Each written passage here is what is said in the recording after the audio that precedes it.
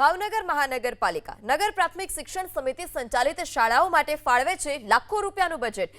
અત્યાર સુધીમાં લાખો રૂપિયાનું બજેટ ફાળવ્યું તેમ છતાં મૂળભૂત સુવિધાઓ જ જોવા નથી મળી રહી।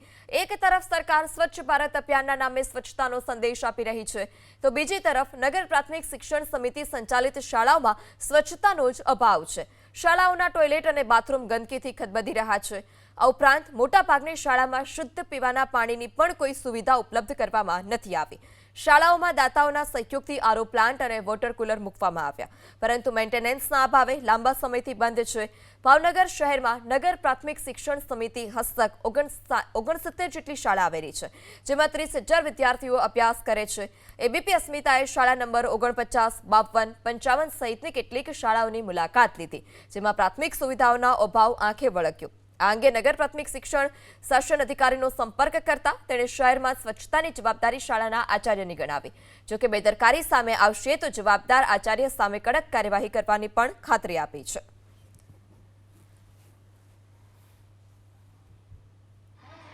ભાવનગર શહેરમાં નગર પ્રાથમિક શિક્ષણ સમિતિની કુલ 69 શાળાઓ આવેલી છે, જેમાં અનેક શાળાઓ એવી છે કે જ્યાં પ્રાથમિક સુવિધાનો પણ અભાવ છે। અમે અત્યારે આવી પહોંચ્યા છીએ શહેરના જે ઇન્દિરાનગર પ્રાથમિક શાળા કે ત્યાંના તમને અંદરના દ્રશ્યો બતાવવા માંગીશ। અહીં જે ઇન્દિરાનગર જે પ્રાથમિક શાળા આવેલી છે કે જ્યાં દાતાઓના સહયોગથી જે વોટર કુલર મળેલું છે તે વોટર કુલર બંને બંધ હાલતની અંદર છે। જો કે જે મહાનગરપાલિકાનું જે શિક્ષણ વિભાગ હોય છે ત્યાં કરોડો રૂપિયાનું બજેટ ફળવાતું હોય છે, પરંતુ આપ આ દ્રશ્યો જોઈ શકો છો કે છેલ્લા 1.5 વર્ષથી આ જે દાતાઓના સહયોગથી વોટર કુલર મળેલું છે તે બંધ હાલતમાં છે। બીજી તરફ આજે ઇન્દિરાનગર પ્રાથમિક શાળાના દ્રશ્યો જોઈ શકો છો કે અહીં જે બાળકો અભ્યાસ કરતા હોય છે ત્યાં જે સુવિધા હોય છે જેમાં સ્વચ્છતાનો અભાવ જોવા મળી રહ્યો છે। અહીં જે વિદ્યાર્થીનીઓ અને વિદ્યાર્થીઓના ટોયલેટ બાથરૂમ આવેલા છે તેમની પણ દયનીય હાલત જોવા મળી રહી છે। આ વિદ્યાર્થીઓના ટોયલેટ બાથરૂમ છે જે સંપૂર્ણ ભરાઈ ચૂક્યા હોય તે પ્રકારની પરિસ્થિતિ છે। એક તરફ સરકાર છે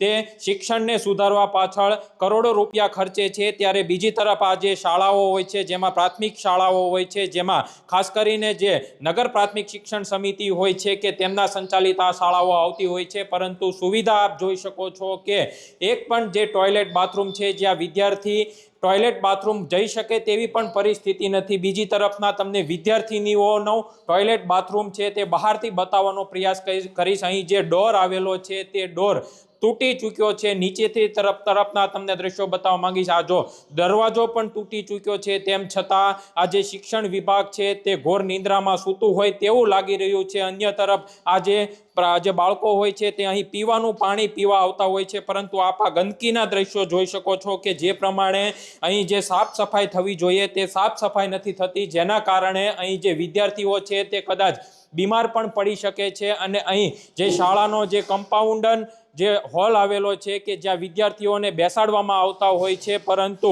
આ જે વિદ્યાર્થીઓ છે તે ક્યાંક ને ક્યાંક સ્વચ્છતાના અભાવ નીચે બેઠતા હોય અથવા તો પ્રાથમિક સુવિધા પણ ન મળતી હોય, કારણ કે જે પ્રાથમિક શાળા હોય છે અથવા તો દરેક શાળા હોય છે તે સરસ્વતીનું મંદિર હોય છે, પરંતુ આ સરસ્વતીના મંદિરની અંદર જે પ્રમાણે સુવિધા થવી જોઈએ તે સુવિધા નથી થતી। કારણ કે જ્યારે શિક્ષણ પાછળ કરોડો રૂપિયાનું બજેટ ફળવાતું હોય ત્યારે કમસે કમ ખાલી સ્વચ્છતા તો જાળવવી જોઈએ, તો જ આ પ્રકારે બાળકો છે તે તંદુરસ્તીથી ભણી શકે અને સારું ભણતર પણ મેળવી શકે, પરંતુ આ અભાવ છે તે ભાવનગરમાં જોવા મળી રહ્યો છે। પાર્થ મજેઠિયા, એબીપી અસ્મિતા, ભાવનગર। ભાવનગર શહેરના કુંભારવાડા વિસ્તારમાં આવેલ ડોક્ટર એપીજે અબ્દુલ કલામ પ્રાથમિક શાળા નંબર 50-51 ની અંદર અમે અત્યારે પહોંચ્યા છીએ કે જ્યાં પીવાના પાણીની જે સુવિધા હોય છે તે વિદ્યાર્થીઓને ક્યાંક ને ક્યાંક નથી મળી રહી। તેના તમને દ્રશ્યો બતાવવા માંગીશ। અહીં જે સરકાર દ્વારા જે આ જે આરઓ પ્લાન્ટ અને વોટર કુલર મળેલું છે તે લાંબા સમયથી બંધ હાલતમાં છે તે પ્રકારના દ્રશ્યો જોવા મળી રહ્યા છે। જો કે આ જે બંધ હાલતમાં છે તેની પાછળનું રીઝન આચાર્ય દ્વારા એવું કહેવામાં આવ્યું કે અહીં જે ટેકનિકલ ખામીના કારણે વાલની અંદર કોઈ પ્રોબ્લેમ આવ્યો છે જેના કારણે બંધ છે।